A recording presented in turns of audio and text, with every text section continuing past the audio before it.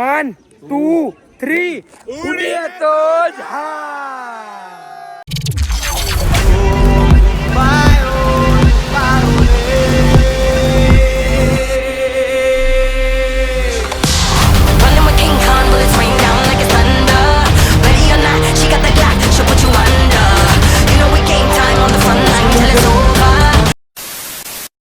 So hello દોસ્તો, welcome back to my new video. તો ફરીથી મારા પાંગજો વિડીયોમાં તમારું સ્વાગત છે. તો બધાને જય શ્રી રામ મિત્રો, and good morning and Har Har Mahadev. તો મિત્રો વાગી રહ્યા છે સવારના 4:30 અને અમે જઈએ છીએ મિત્રો ભીમાશંકર મહાદેવની આરતી લેવા, એ પણ સવારમાં. અને થોડુંક મોડું થાય એટલે વિડીયો ચાલુ કર્યો છે સીધો ગાડીમાંથી. તો ચલો કન્ટિન્યુ. ફાઇનલી મિત્રો પહોંચી ગયા છે, મસ્ત મજાની ગાડી પાર્કિંગ કરી દીધી છે મિત્રો. સવારમાં આવી મસ્ત મજાની મહાદેવ માટે પ્રસાદી મળી જાય, બીજું શું જાય લ્યો. અને આરતી ચાલુ હો ગયા ભૈયા, વાહ ભાઈ વાહ. ચાલો ફાઇનલી મિત્રો હવે મંદિરની પાસે પહોંચવા આવ્યા અહીં. સવારમાં ઘણા બધા ભક્તો આવી ગયા છે વહેલા ઉઠીને. અને મિત્રો અત્યારે જે શિવલિંગના દર્શન થાય ને એ કંઈક અલગ જ થાય.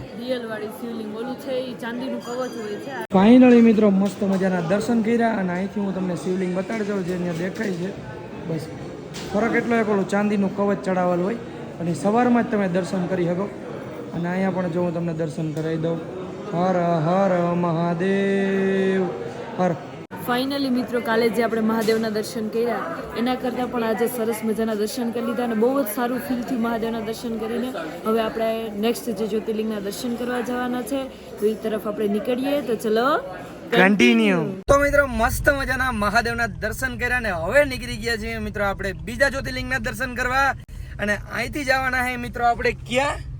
કૃષ્ણેશ્વર મહાદેવના દર્શન કરવા. કૃષ્ણેશ્વર. તમારા ભાઈની થોડી હજી જીભ ચોટે એવું મસ્ત મહાદેવનું નામ છે.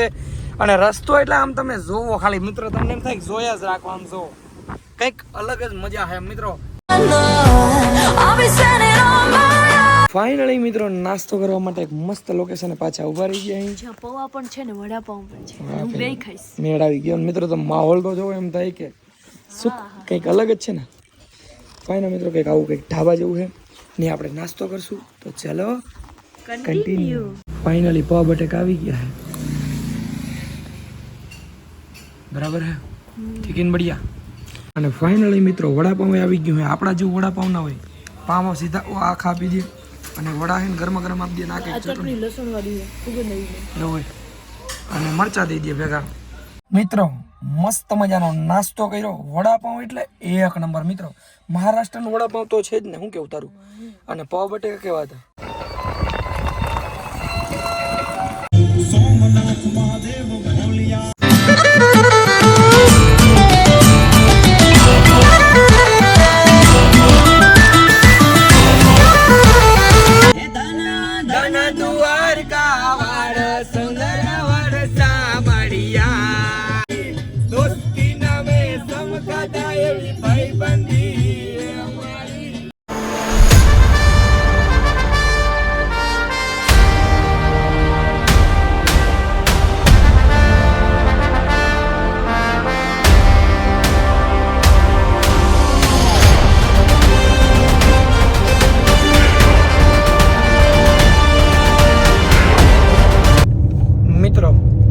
કેટલું થાય હજી ખબર?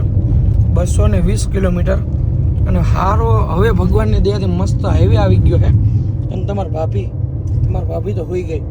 રાતે સવારમાં મિત્રો 4 વાગ્યામાં ઉઠાડી. મેં કીધું હાલ દર્શન કરવા જવું. એ કે આપણે કાલ તો કર્યા હતા. મેં કીધું ફરીથી. અને મસ્ત હવે કંઈક સારો હાઈવે આવ્યો છે અને ગાડી આંકવાની કંઈક અલગ જ મજા આવે. બહુ લાંબા ટાઈમ પછી ચાંદલો કરાવવાનો વારો આવી ગયો છે ગાઈસ. हो गया खुद जी મિત્રો કે આપણો ફાસ્ટેગ ને પોલિયો થઈ ગયો. બીજું કઈ વાંધો નથી. રંગભૂમિ કી અભિનંદન રસિક મહાજન વંદરી.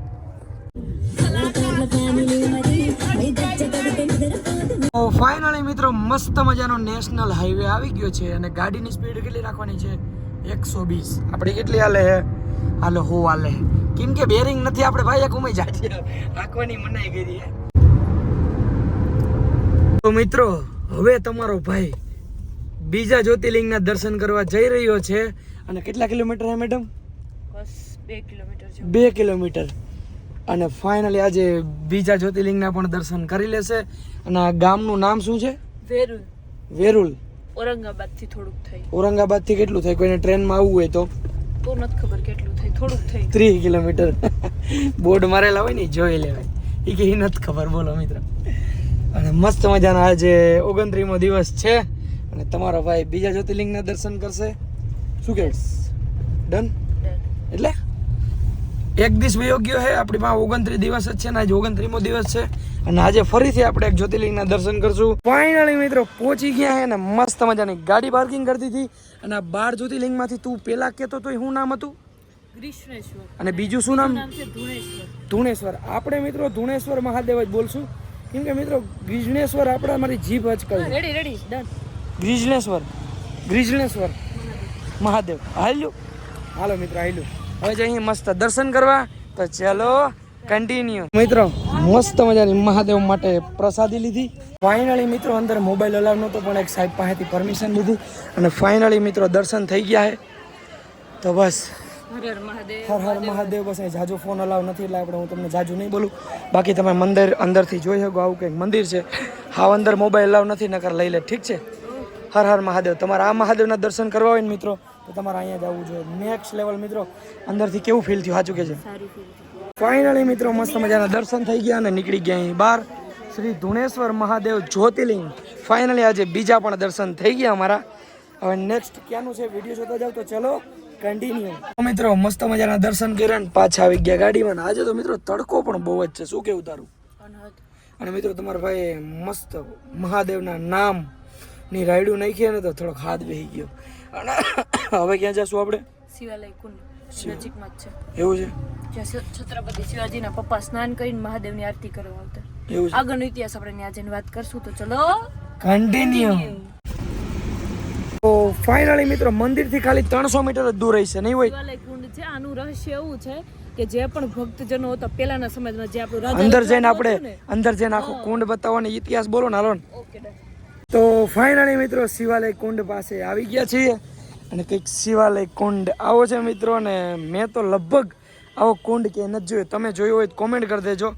અને હવે તમે ઇતિહાસ કહી દો. શું કહેતા હતા?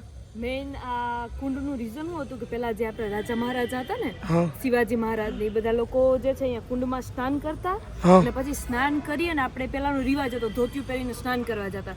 સ્નાન કરીને પછી એવી જ રીતે ડાયરેક્ટ મહાદેવની પૂજા કરવા જતા. એટલે આપણે મંદિરમાં એવો રિવાજ છે કે કોઈ પણ જો પુરુષ અંદર દર્શન કરવા જાય ને તો એમને પોતાનું ઉપરનું જે બનિયાન કે ટી શર્ટ કે શર્ટ પહેરેલું હોય ને ઉતારીને મહાદેવના દર્શન કરવા જવાનું. ત્યારથી આ રિવાજ ચાલ્યો આવે છે. અને બીજું એનું એક રહસ્ય છે. એવું માનવામાં આવે છે કે મહાદેવના એક મોટા એવા ભક્ત હતા ગ્રીષ્મા દેવી કહેવામાં આવે અત્યારે એમને, કે જે બહુ મોટા મહાદેવના ભક્ત હતા. અને તમે જોઈ શકો છો અહીંયા જે મહાદેવની શિવલિંગ સ્થાપિત કરેલી છે એમનો કાયમનો નિયમ હતો. શું નિયમ હતો? એ લોકો સવારમાં આવે અને કાયમ મહાદેવની સ્થાપના કરે, એમને આરતી કરે, એમને પૂજા કરે અને પછી જતા રહીએ. તો આ જ વસ્તુથી એમના મોટા બેન એના જે સગા બેન હશે એને ક્રોધ ચડ્યો કે આટલું બધું કેમ કરે, આનું આટલું સારું કેમ છે. તો એના નાનકડો દીકરો હતો એને કુંડમાં ફેંકી દીધો. અને બીજા જ દિવસે આટલું બધું દુઃખ હોવા છતાં પણ ગ્રીષ્મા દેવી છે એ ભગવાનની છે આરતી કરવા માટે. તો ભગવાન પ્રસન્ન થઈ ગયા કે ના, તમારી લાઈફમાં આટલું દુઃખ હોવા છતાં પણ તમે મને યાદ કરવા આવ્યા. તો એને એમનો જે દીકરો હતો એ કુંડમાંથી પાછો આપી દીધો. અને ત્યારે પછી મહાદેવ બહુ જ ગુસ્સે થયા અને એને એવું કીધું કે તમારા મોટા બેને તમારી ઉપર આવું કર્યું એમ તો હું એને શ્રાપ આપીશ. કેમ કે તો દેવીએ કીધું કે ના ભગવાન, ગમે એમ તો મારા બેન છે ને, જો તમારે મારા માટે કંઈ કરવું જ હોય ને તો તમે ગ્રીષ્ણેશ્વર સ્વરૂપે અહીંયા સ્થાપિત થાવ. એટલે કોઈ પણ માણસ છે ને અહીંયા ભગવાન સ્થાપિત થયા છે અને કોઈ પણ માણસ આવે ને તો પહેલાં અહીંયા કુંડમાં સ્નાન કરે અને પછી મહાદેવના દર્શન કરવા જાય. અને મિત્રો આપણે મેઇન ગ્રીષ્ણેશ્વર મહાદેવની જે સ્થાપના છે, મેઇન મંદિર છે એની વાત કરીએ તો કે આપણું જે પહેલેથી જ આપણા ઘણા બધા મંદિરો એવા છે કે જેના ઉપર ઘણા બધા રાજા મહારાજાઓએ હુમલા કરેલા છે. એવી જ રીતે ઔરંગઝેબે આપણા મંદિર ઉપર ઘણી બધી વાર હુમલો કરેલો છે. ટોટલ આ મંદિરના 4 દરવાજાઓ છે. મેઇન 4 દરવાજા ઉપર એને હુમલો કરેલો છે. પણ મેઇન જે મહાદેવના મંદિરનું એન્ટ્રન્સ છે ને બહુ જ નાનું છે, તમારે ત્યાં ઝૂકીને જવું પડે. પણ એને એવું થયું ઔરંગઝેબને કે હું તમારા ભગવાન સામે શું કામ નમું, નમીને ના જાઉં. એટલે એને બહારના જે આપણા દરવાજા છે એની ઉપર જ ખાલી હુમલો કર્યો છે. અને એને ઘણી બધી વાર પાડી નાખ્યું, ઘણી બધી વાર લૂંટવાની ટ્રાય કરી, પણ 16મી સદીમાં જે છત્રપતિ શિવાજી મહારાજના પપ્પા હતા કે પિતાશ્રી હતા, એમને છે એ છેલ્લી વાર એમની સ્થાપના કરાવી અને બહુ જ મસ્ત, બહુ જ યુનિક એવી શિલ્પકારી કરવામાં આવી છે મંદિરમાં. તમે જોવો ને તો તમને એમ થશે કે વાહ, કેમ શું એમ શિલ્પકારી કરી છે. એટલા જ માટે ત્યાં ફોટોસ ને વિડીયોઝ અલાઉડ નથી. અને ત્યારથી મંદિરને છે ક્યારે કે લૂંટાણો નથી કે ક્યારે એની ઉપર હુમલો નથી થયો. અને એવી જ રીતે મહાદેવનું મંદિર છે અને ત્યારથી બધા જ રાજા મહારાજાઓ છે કુંડમાં સ્નાન કરીને ત્યાં દર્શન કરવા જાય છે.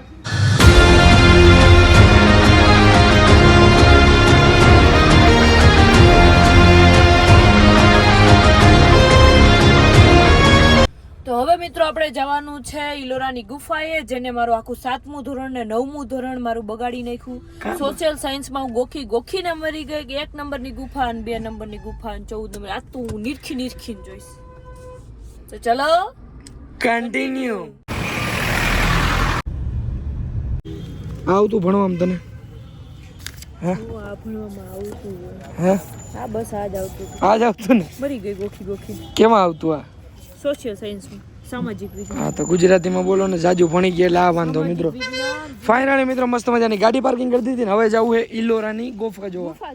તો ચલો ભાઈબંધ કન્ટિન્યુ. બીજું જ ગયું આ શું ફરે ભાઈબંધ? આમ તો જો મિત્રો હવે આપણે એન્ટ્રી લઈએ છીએ ઇલોરાની ગુફામાં. અને મેડમે પહેલા જ પાણી લઈ લીધું કેમ કે કોકનો વિડીયો જોયો તો એની ત્યાં હે ને નથી ચડતું. શું કે પાણી નથી કા? હું ટિકિટ લેતો આવું. ટિકિટ છે હસતો એવું હે? લેતો જા ચલા ટોકન દેખાડવું પડે ને. હા છલા ફરી દે એને ચાલો તે લોકો એમ કે છલા મરાઠીમાં. હા છલવા મનતા એવું છે મિત્રો. તમારે અહીંથી હાલીને ના જવું હોય ને તો એક આવી રીતે મસ્ત ગાડી આવે, એમાં ખાલી એક જણાની 30 રૂપિયા, એક જણાની 30 રૂપિયા ટિકિટ છે.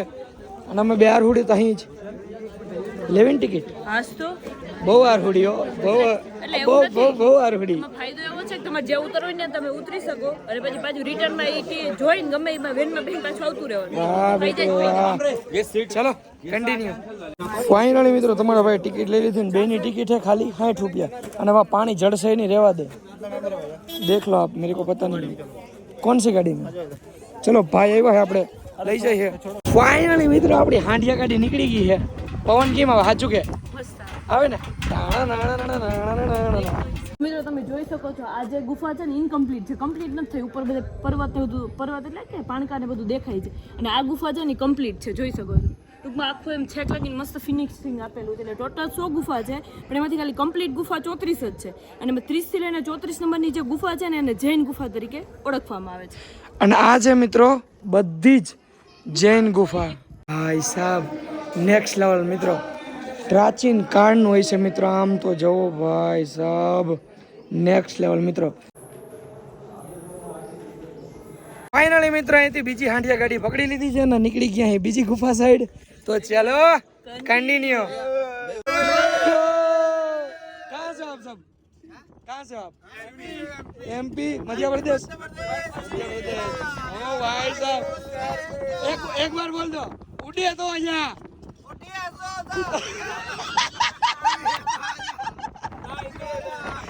ફાઇનલી મિત્રો આવી ગયા અહીં બીજી ગુફા ને આ છે 21 થી 29 ગુફા. અને હું બોલો હાલો હવે હું પાણી બોટલ. હિન્દુ ગુફા છે આપણી હિન્દુ ગુફા એવું છે. ચલો ગુફા નંબર 16 છે મેઇન છે. એમાં મસ્ત આપણે હેને આખો શૂટ લેશું. એવું 16 નંબરની ગુફા જ મેઇન છે. એવું ઠીક છે. ચલો કન્ટિન્યુ. મિત્રો હવે આપણે કરીએ છીએ આપણા મહાદેવના દર્શન. આ છે મહાદેવની મૂર્તિ, એની જ સામે છે મહાદેવ, મા પાર્વતી અને બધાય ભગવાન A to Z. હવે મિત્રો મારી નજર સામે જી ઝરણું પડે એમ થાય ભાઈ નેક્સ્ટ લેવલ. જોઈ લ્યો આમ તો જો ભાઈ નીચે પડે કંઈક અલગ જ છે. શું કેવું તારું?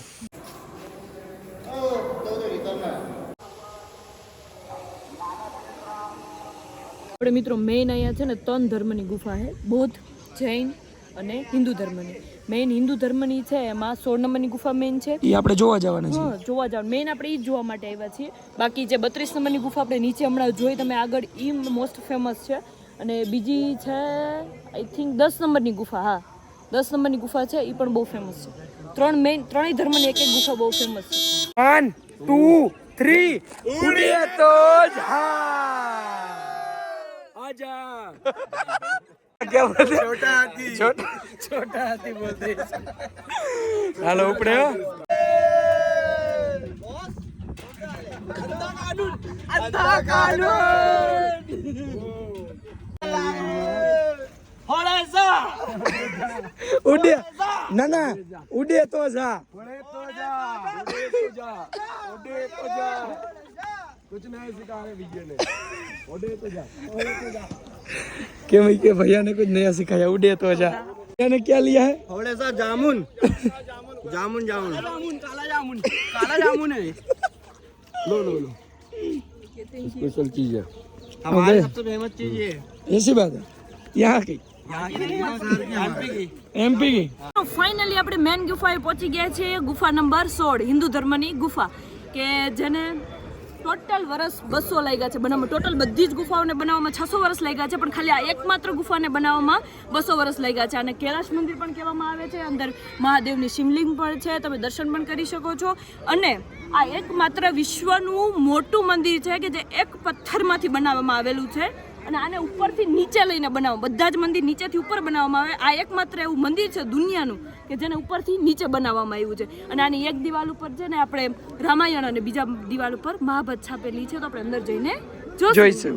તો ચલો કન્ટિન્યુ. મિત્રો ગુફાનો અંદરનો વ્યૂ છે નેક્સ્ટ લેવલ. આમ તો જો મિત્રો આનું ખાલી કોતર કામ જો 200 વર્ષ લાગી ગયા હતા મિત્રો આ ગુફા બનાવવામાં. ભાઈ સાહેબ નેક્સ્ટ લેવલ. આને કહેવાય છે કૈલાશ મંદિર. ફોકસ મંદિર કૈલાશ મંદિર. ફાઇનલી સમય આવી ગયો છે આપણે કૈલાશ મંદિર જોવાનો. જાસુ ઓકે. કૈલાશ મંદિર તો પણ વાં છે એટલે આનું નામ છે કૈલાશ મંદિર. એવું છે અહીં અંદર એનું નામ છે મિત્રો. અને એક જ પથ્થરથી બનાવેલું છે. નેક્સ્ટ લેવલ ભાઈ સાહેબ. મંદિરનું નામ ખાલી કૈલાશ છે, બાકી આ અંદરની કંઈક આવી શિવલિંગ છે મસ્ત મજાની. હર હર મહાદેવ.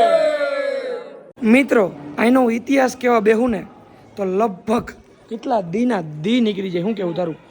એટલી બધી ગુફા એવડી. તમારે ઇતિહાસ સમજવો હોય ને તો મહિના દીનો ટાઈમ લઈને આવવાનો. કાયમ એકાદ બે ગુફાનો ઇતિહાસ સમજવાનો. હું તો એવું કહું પર્સનલી તમારી લાઈફમાં જો તમારી પાસે ટાઈમ હોય તો આપણો ઇતિહાસ જાણવો પણ જરૂરી છે, પણ જો ટાઈમ હોય તો બાકી આપણું વર્ક પણ ઇમ્પોર્ટન્ટ છે. આપણે એને મળીએ ભાઈ બંधु ने बजे. चलो भैया अब जाने का टाइम हो गया है.